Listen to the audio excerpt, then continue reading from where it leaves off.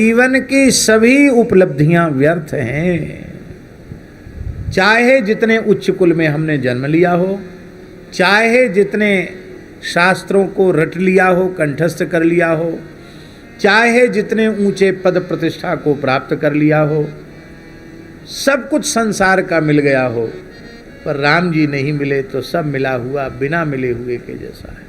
भगवान मिल जाएंगे तो भिद्यते हृदय ग्रंथि छिद्यन्ते सर्व संशया क्षीयन्ते चास्य कर्माणि दृष्ट एवात्मनीश्वरे।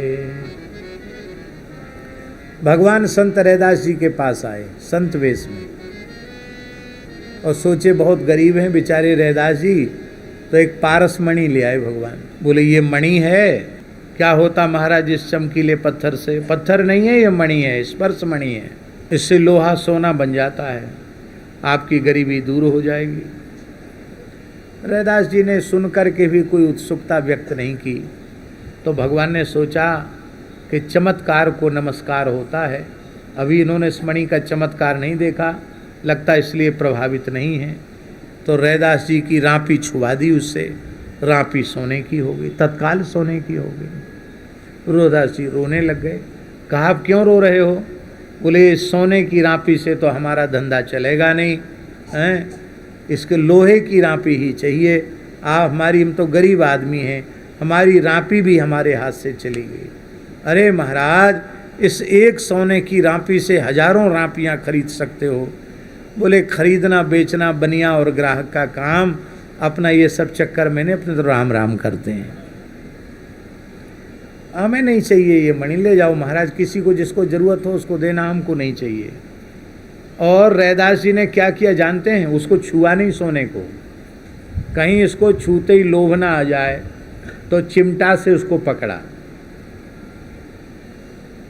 और एक मिट्टी के घड़े में रखा और गंगा जी में पटक के आए। बोले अब कुछ दिन ऐसे ही रहना पड़ेगा। भगवान ने कहा भारी विलक्षण निर्लोभ व्यक्ति हैं। तो वो जो पारस मणि थी उसको कहा नहीं हम तो तुम्हारे लिए लाए हैं, तो छप्पर में भगवान रखे। बोले जा आप जहाँ आपकी इच्छा हो वहाँ रख दो। तो छान छप्पर था ना, छप्पर में खोस के भगवान चले गए। साल भर आए, साल भर पीछे आए तो वो छप्पर भगवान की सेवा के लिए बनाया था, खुद उसमें नहीं रहते थे, खुद तो नीम के नीचे रहते थे। ठंडी गर्मी बरसात 12 महीना रैदास जी खुले नीम के नीचे रहते थे, भजन करते रहते। भगवान संत वेश में फिर 1 साल बाद आए, देखा रैदास जी का तो कुछ भी नहीं बदला, वो तो ज्यों के त्यों जैसे पहले थे वैसे ही है। वही छप्पर है, वही नीम का पेड़ है, उसी के नीचे बैठ के कीर्तन कर रहे हैं। तो भगवान ने पूछा कि वो मणि कहाँ गई? बोले हमें क्या पता कहाँ गई, आपने जहाँ रखी होगी वहीं होगी।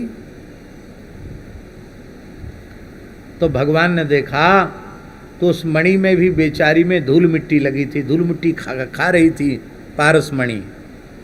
भगवान ने ले ली, भगवान चले गए।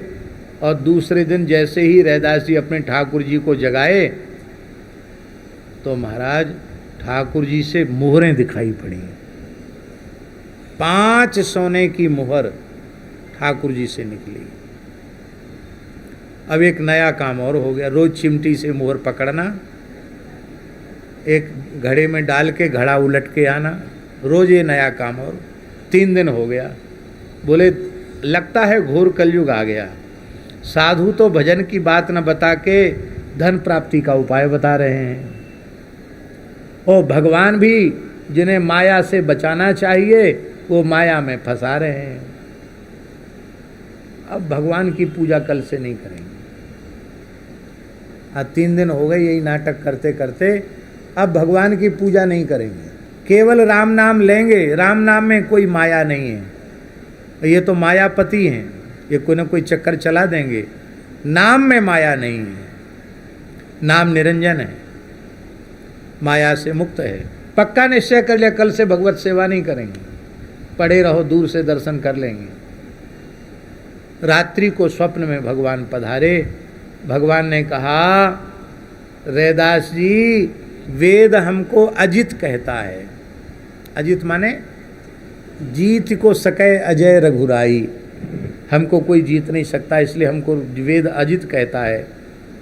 पर आज तुमने हमको पराजित कर दिया, तुम जीत गए और मैं हार गया। ये मणि देने वाला भी मैं ही था और सोने की मोहर उगलने वाला भी मैं ही हूँ। पर देखो, मेरी इच्छा है कि तुम्हारे द्वारा भक्ति का बहुत प्रचार प्रसार हो। मैं किसी को कुछ देता हूँ तो बांधने के लिए नहीं देता हूँ, मुक्त होने के लिए देता हूँ। तो इससे तुम्हारा कोई अनिष्ट नहीं होगा और तुम सेवा मत छोड़ो, खूब सेवा करो। भगवान की आज्ञा रैदास जी ने मानी, लेकिन कैसे मानी, ये ध्यान देने योग्य बात है। श्रीमठ में अपने गुरुदेव जगत गुरु श्रीमदाद्य रामानंदाचार्य भगवान के चरणों में गए, साष्टांग प्रणाम किया, बोले महाराज ये लीला ठाकुर जी की हुई है, एक साधु आप भेज दो, वो संत सेवा का विभाग संभाल ले, और हम तो नीम के नीचे जैसे बैठ के भजन करते थे वैसे ही भजन करेंगे। तो स्वामी जी के संत ने आकर के मंदिर बनवाया और सब सेवा का विस्तार किया। रैदास जी निर्लिप्त ही रहे। हमारे कहने का प्रयोजन है, प्राप्ति का फल क्या है।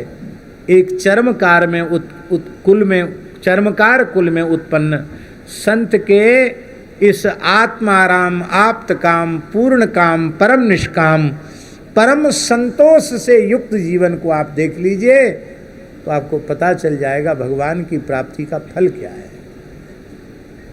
इन 5 चीजों को का उत्तर समझ में आ जाए तो यह शरीर अंतिम शरीर होगा, यह जन्म अंतिम जन्म होगा, फिर किसी भी माता के गर्भ में नहीं जाना।